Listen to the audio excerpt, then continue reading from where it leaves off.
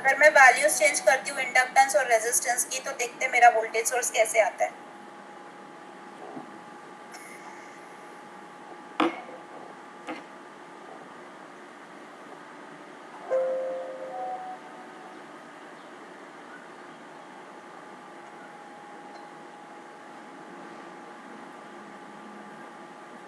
ये फिर ऐसे ही आ रहा है।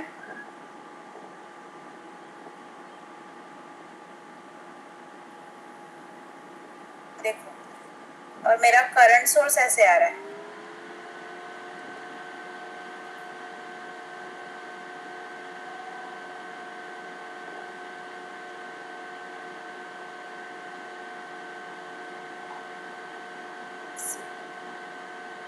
This is my current source, but both are in positive, both are in positive. ये देखो, ये दोनों पॉजिटिव ही आ रहे हैं, ठीक है। अब मुझे यहाँ पे अगर मैं वैल्यूज चेंज करती हूँ, A इक्वल टू 120 देखते हैं लेके,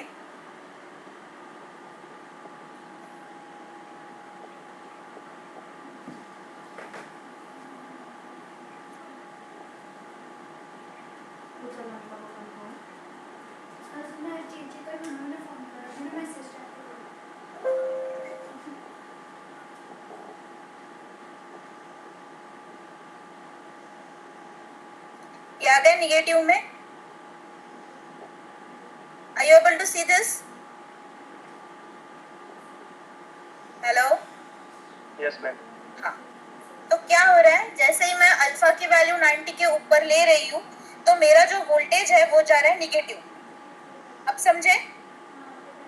मतलब ये जो निगेटिव वाली कंडीशन हो गई है ना, निगेटिव वाली कंडीशन, ये हो गई है मेरी ब्रेकिंग। अब यहाँ पे जो मेरा डीसी मोटर है वो ब्रेकिंग की तरह वर्क करेगा, because the voltage V not comes in negative, so this will acts as a motor will acts as a generator, and you can see my current waveform over here. It is nearly negative, no, बहुत ज्यादा कम है, ज्यादा कुछ नहीं है, थोड़ा सा कुछ स्लैश है, but we can consider that as a positive only because ये 8 तक जा रहा है। It is because of the ripple factor, यहाँ पे कुछ प्रॉब्लम हो रहा है शायद, but it is totally positive. तो our current is positive we can say, and the voltage is both positive and negative. Okay, voltage is both positive and negative. So this is the three phase fully controlled rectifier where our voltage is both positive and negative. Once we are changing the firing angle after 90 degree, matlab if our firing angle is greater than 90 degree, our voltage comes in negative portion, negative half cycle. So that is the breaking of that particular motor. All right, so this comes in the three phase fully controlled converter. All right, so this is the where voltage both are voltage are positive and negative both, and the current is positive. So this is the three phase fully controlled converter. आपको समझा कैसे निकालना है? यहाँ पे phase 1 sorry for gate pulse generator 1, 30 plus A, that A is what? That A is what? Firing angle. Yes, that A is the firing angle. ठीक है, 30 plus firing angle divided by 360 into 0.02. Next, 150 plus A. Next, 270 plus A. Okay? So this is all about the three phase. अब now मैं यहाँ पे फिर से बता देती हूँ आपको।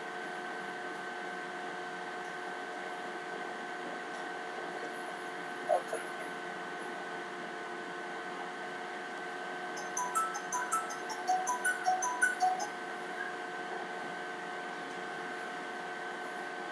ये हो गया हमारी रेफरेंस वैल्यू, ठीक है। इससे हम ड्रॉ करेंगे एक थ्री फेज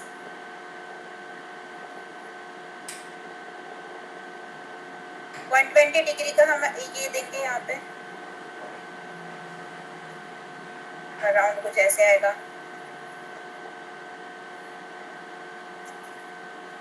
ये हो जाएगा 3 फेज, ठीक है।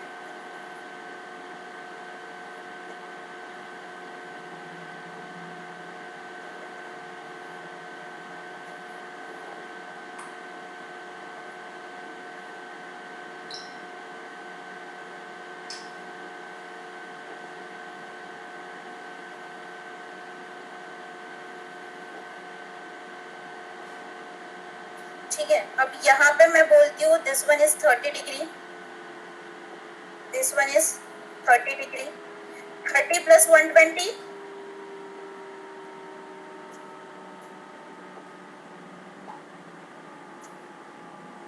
150, यस 150 प्लस 120 कितना होगा? 270. 270 हो गया। तो हमारा जो ये है हमारे जो फेजेस है ये हो गया, consider this as a R phase, consider this as a Y phase and consider this as a P phase, alright. तो ये जो फेजेस है ये है 30 डिग्री, 150 डिग्री और 270 डिग्री पे अपार्ट फ्रॉम ईच अदर। और फिर ये तो उसका पोर्शन हो गया, मतलब ये क्या हो गया 30 180 sorry 30 150 and 170 is the phases. अब ये फेजेस है,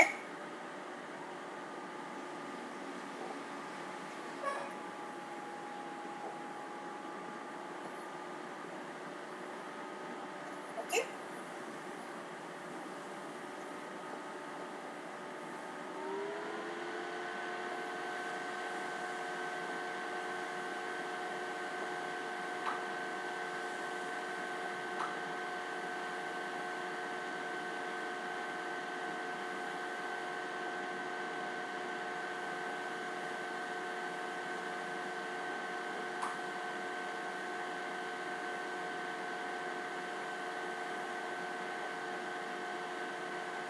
ये हो गया आर फेज,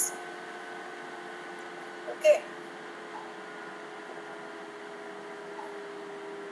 ये दोनों का जो डिफरेंस रहेगा ये होना चाहिए 120। अब 120 मतलब अगर हम पाई में बोले तो कितना पाई होगा 120 मतलब?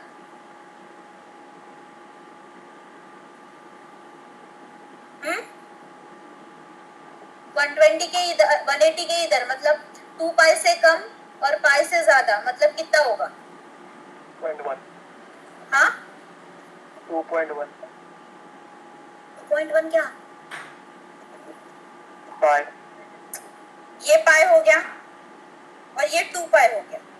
अब पाई और 2 पाई से बीच में आना चाहिए ना हमारा, राइट और रॉन्ग?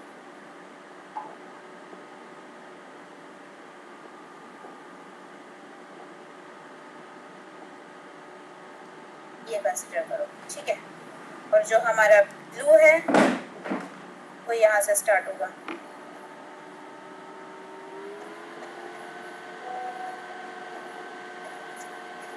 ठीक है। ये जाएगा पीछे। मैम ब्लू के यहाँ से येलो चालू होगा 120 डिग्री। कौन सा? जहाँ आपने ब्लू लिखा है वहाँ से हाँ yellow मैं वही चालू बोल रही थी, होगा 120 डिग्री एग्जैक्टली कहाँ पे, वही पूछ रही हूँ ना मैं आपसे। यहाँ से स्टार्ट होगा, मतलब यहाँ पे अगर मेरा पाई है और यहाँ पे 180 है तो कुछ यहाँ से स्टार्ट होगा ना मेरा। इधर पाई बाय 2 होगा ना 90। हाँ 90 is pi by 2, pi by 2 to pi कितना होगा? पाई बाय 2 टू पाई के बीच में बताना पड़ेगा ना, अगर हम पाई के हिसाब से बात कर रहे तो। हाँ यस मैम। तो मैं कंसिडर करूँ यहाँ पे ये अगर पाई है हमारा और ये पाई 2 पाई है तो यहाँ से कुछ ऐसे स्टार्ट होगा। Yes ma'am right. यहाँ से जाएगा और ये पीछे भी आएगा ना, यस मैम। जाएगा, ठीक है। अब ये क्या होगा इसका 270 मतलब 180 के भी बाद में चालू होगा, 180 के भी बाद में चालू होगा, है ना। और यहाँ से चालू हो सकता है, यस और नो? यस। ये होगा ऐसे,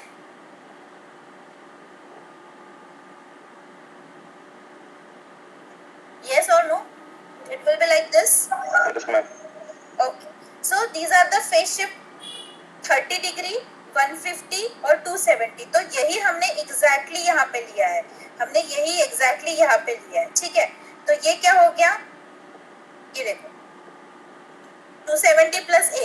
तो फिर उसके बाद हम जो फायरिंग एंगल देंगे T5 और T6 को फायरिंग एंगल देंगे, वो उसका फेज कौन-सा है, सी फेज है, इसका फेज सी फेज है, मतलब ये 270 पे लाई हो रहा है। 270 plus that firing angle which we are giving, so on that firing angle and on that phase the T5 and T6 will going to conduct, okay।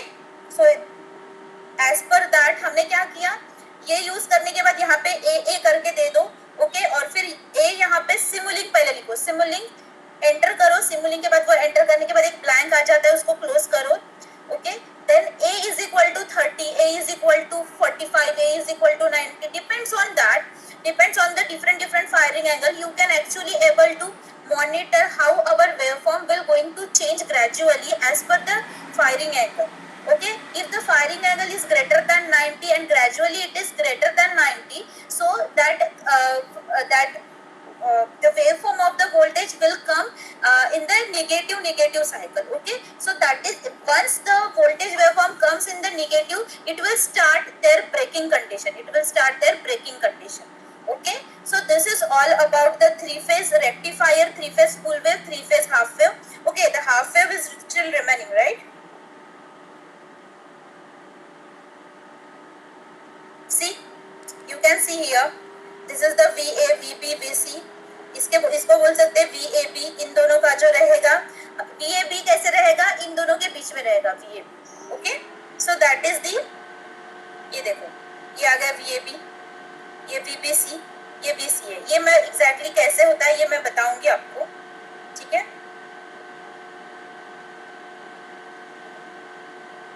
सो जैसे जैसे फायरिंग एंगल चेंज होता है, जैसे फायरिंग एंगल 0 है तो ये जो dark line है ऐसे आएगा, 0 के ऊपर फायरिंग एंगल 60 है तो ऐसे आएगा, फायरिंग एंगल 90 है तो पॉजिटिव निगेटिव आएगा, फायरिंग एंगल 150 है तो हमारा क्या होगा, ये हम लिख सकते हैं, ये है निगेटिव, पूरा निगेटिव में चला गया, ठीक है। तो जैसे जैसे हम फायरिंग एंगल ग्रेटर देन 90 के ऊपर जैसे भी बढ़ाते हैं, वैसे वैसे हमारा वोल्टेज निगेटिव में जाता है, and that motor will act as a generator, okay. और it comes in its braking condition.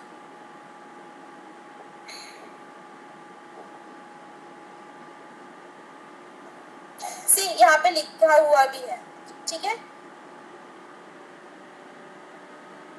Alpha 0 to 90 degree power circuit जो दिया हुआ है, three phase full converter delivering power from AC to DC load, from AC source to DC load, and for 90 alpha 90 to 180 degree it works as line कम्यूटेटेड inverter. Inverter मतलब the power from DC source to AC load, DC source to AC load. पहले हमारा DC load था, AC source था, अभी क्या हो गया, DC source हो गया, AC लोड हो गया, okay.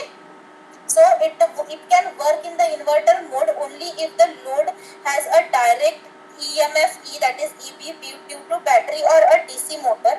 It should notate that direction of current for both converter and inverter operation remains fixed, that is the polarity of the but the polarity of the output voltage reverses. हमने देखा अभी, yes or no? Hello, ये है हमारा semi converter, three phase semi converter, because we are using both thyristor and diode as well over here, okay। so this is for the thyristor semi converter, three phase semi converter. उसका भी वही है, जैसे जैसे हम alpha angle change करेंगे वैसे वैसे हमारा वोल्टेज में चेंजेस आएगा, ओके। बट ज्यादा चेंजेस नहीं आएगा, वो 0 के नीचे नहीं जाएगा। So that you have to monitor. ये आपको as a homework, as a practical, मैं प्रैक्टिकल यहाँ पे दे रही हूँ, एज अ प्रैक्टिकल आपको ये सारी चीजें करना है। Is it clear? यस और नो?